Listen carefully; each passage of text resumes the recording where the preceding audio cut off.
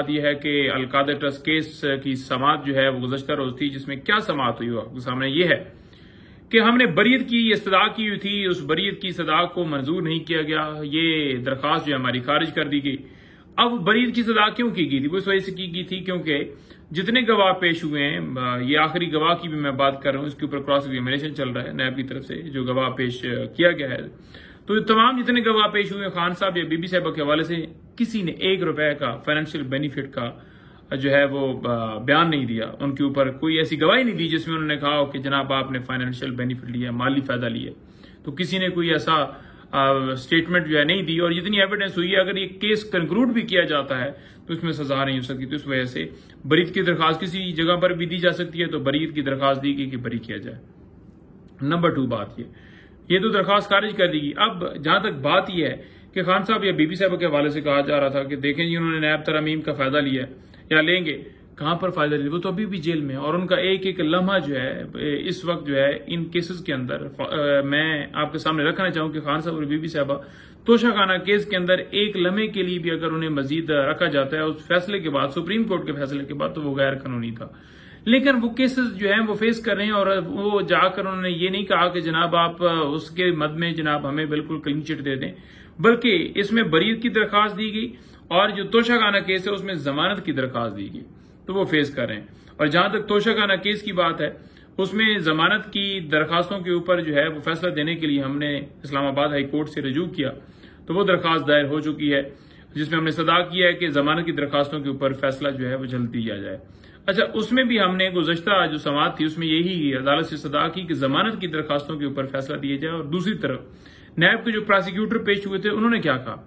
उन्होंने कहा कि जनाब हम जो है वो सुप्रीम कोर्ट का जो फैसला है उसकी रोशनी के अंदर जो है ये केस चल नहीं सकता, क्योंकि इस केस में मालियत जो है वो 3 करोड़ 20 लाख की है, तो वो 50 करोड़ से नीचे आता है। तो लिहाजा ये केस चल नहीं सकता, यहां पर चल नहीं सकता, इसको और जगह पर ट्रांसफर कीजिए। उन्होंने ये नहीं कहा कि ये चल नहीं सकता तो खत्म किया जाए। तो उनकी सदा ये थी, और हमने कहा कि हमारी बिल्स डिसाइड की जाए। हमने उसको नहीं उसके ऊपर जो है वो पुश किया। तो ये होता है लीडर। और दूसरी तरफ आप देख लेंगे जैसे गीदड़ जो है वो किस तरह डीलें करके लंदन भागे, किस तरह उन्होंने सारा कुछ किया, वो आपके सामने। अच्छा, जहां तक मिलिट्री ट्रायल की बात है, वो मैं आपके सामने रखना चाहूं कि मिलिट्री ट्रायल जो है वो उसके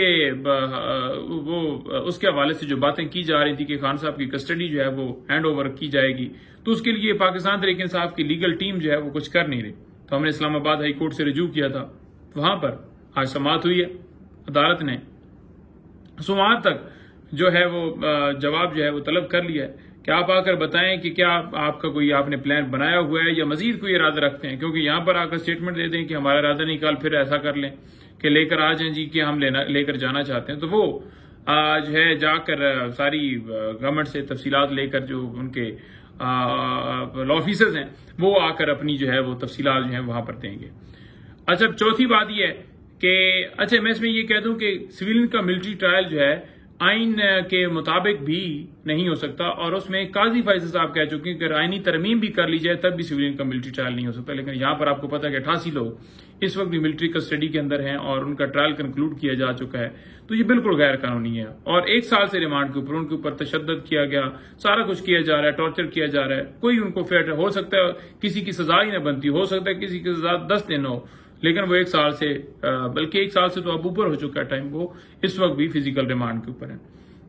अच्छा, इसके आगे मैं बढ़ूं तो जहां तक बात है फिजिकल रिमांड की, जो हमारे मुख्तलिफ MNAs को जैसे उठाया गया था, जो तफसीलात हमने सारी आपको ट्वीट्स के जरिए दिन में बताया।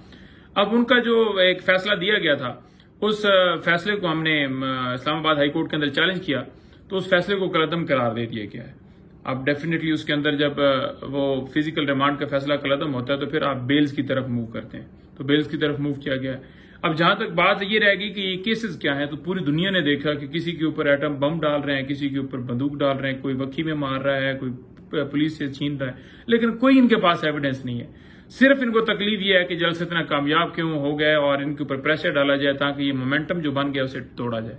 लेकिन आपको पता है कि कप्तान के टाइगर्स जालिज हैं और दीवाने इस मुल्क को चाहने वाले जो हैं वो उनके हौसले इस तमाम ओछे हथकंडों से पस्त नहीं हो सकते।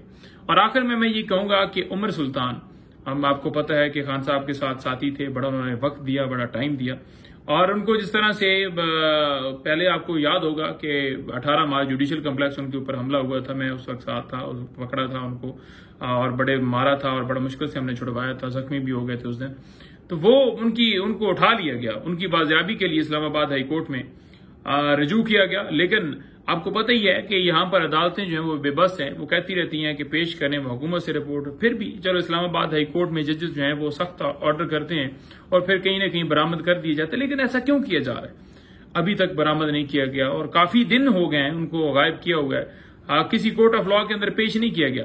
कानून ये है कि अगर आप किसी को उठाते हैं तो 24 घंटों के अंदर मुतल्लिका कोर्ट में पेश करना होता है। लेकिन आपको पता है ना यहाँ पर कानून है ना आइन है, आइन की धज्जियां उड़ाई जा रही हैं और शहरियों के साथ ये सलूक किया जा रहा है, पाकिस्तान की शहरियों के साथ, ये मुहिब वतन पाकिस्तानियों के साथ ये सलूक किया जा रहा है ताकि वो इमरान खान का साथ छोड़े, अपने मौकफ से पीछे हटें और बिल्कुल जो है वो कहें कि जिनाब आप जिंदाबाद, आप जिंदाबाद। तो ऐसा मुमकिन नहीं है। आप किसी के दिल में अगर जगह बनानी है तो मोहब्बत से बनाते हैं, जबरदस्ती डंडे के जोर पर मोहब्बत नहीं बनती। बहुत शुक्रिया।